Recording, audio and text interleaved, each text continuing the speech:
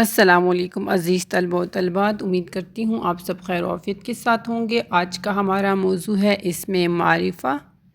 اسم معرفہ وہ اسم ہے جو کسی خاص شخص، جگہ یا چیز کے لیے استعمال ہو، جیسے قائد اعظم، کراچی یا قرآن مجید۔ قائد اعظم ایک مشہور خاص شخصیت ہے۔ قرآن مجید ہماری کتاب، آسمانی کتاب، دریائے سندھ، ٹھیک ہے، مشہور دریا ہے۔ اردو قواعد کے مطابق اسم معرفہ کی بنیادی طور پر درج ذیل اقسام ہیں: اسم علم، اسم ضمیر، اسم اشارہ، اسم موصول، ٹھیک ہے۔ اسم علم وہ نام جو کسی خاص شخص، جگہ یا چیز کی پہچان کے لیے بولا جائے، مثال کے طور پر علامہ اقبال، کوہ ہمالیہ۔ اسم ضمیر وہ کلمہ جو کسی اسم کی جگہ استعمال کیا جائے، اس کا نام بار بار نہ لینا پڑے، مثال کے طور پر وہ، اس میں، تم۔ اسم اشارہ وہ اسم جس کے ذریعے کسی چیز، شخص یا جگہ کی طرف اشارہ کیا جائے، مثلاً یہ، وہ۔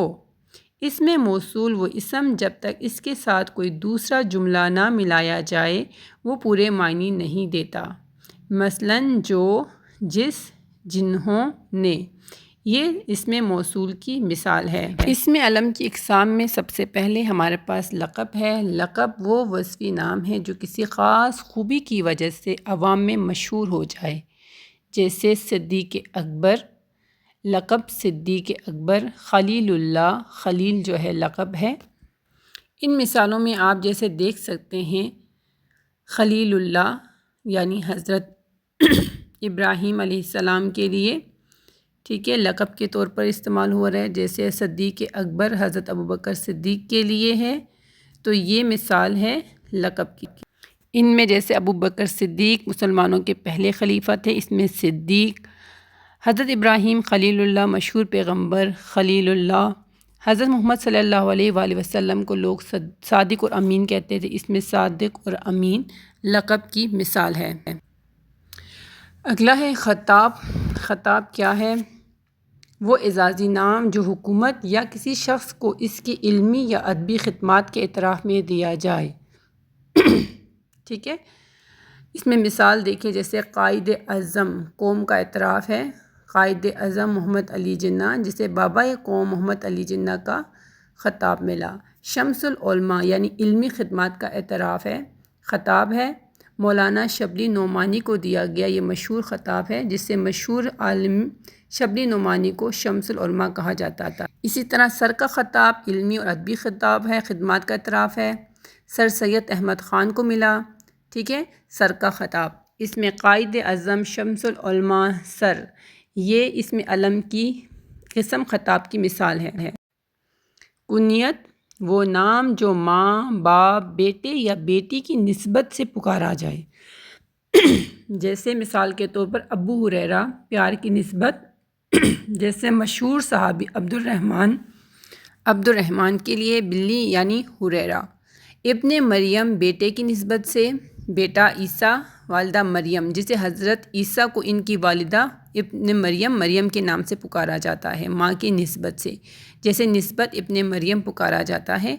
اس میں ابو ہریرہ، ابن مریم، یہ کیا ہے؟ کنیت کی مثال ہے۔ اس کے علاوہ جیسے ابو القاسم، ام کلثوم، ٹھیک ہے، یہ بھی کنیت کی مثالیں ہیں۔ کنیت وہ نام جو پیار، محبت یا حقارت کی وجہ سے اصل نام کی جگہ مشہور ہو جائے، مثال کے طور پر کامران ہے، کامران سے کامی، ٹھیک ہے، کاشف ہے تو کاشف سے کاشی، ٹھیک ہے، فرید ہے، فرید سے بلو، ٹھیک ہے، یعنی اصل نام کی جگہ پیار سے، محبت سے یا حقارت سے کوئی نام جب مشہور ہو جائے تو اسے قواعد میں عرف کہا جاتا ہے، ٹھیک ہے۔ بعض اوقات نفرت اور حقارت کی وجہ سے بھی ہو سکتا ہے، بعض اوقات پیار و محبت کی وجہ سے بھی یہ نام مشہور ہو جاتے ہیں، جیسے کسی کو منی، کسی کو گڑیا، کسی کو شازی، کسی کو کامی، کسی کو کاشی کہہ کر پکارتے ہیں، تو یہ مثال ہے عرف کی۔ اگلا ہے تخلص وہ مختصر نام جو شاعر یا ادیب اپنے کلام میں استعمال کرتے ہیں، مثال کے طور پر حالی اپنے کلام میں یہ نام شامل کرتے ہیں۔ حالی الطاف حسین حالی اصل نام ہے، جبکہ شاعر کا نام یا شاعری نام حالی ہے۔ اسی طرح مرزا غالب جو ہے وہ ان کا شاعرانہ نام ہے، اسد اللہ خان ان کا اصل نام ہے، ٹھیک ہے۔ تو اسی طرح حیدر علی آتش اردو کے مشہور غزل گو شاعر ہیں، تو آتش ان کا تخلص ہے۔ اسد اللہ خان غالب ان کا تخلص ہے۔ مولانا الطاف حسین حالی تو حالی ان کا تخلص ہے۔ تو اس میں آتش، غالب، حالی یا آزاد، مولانا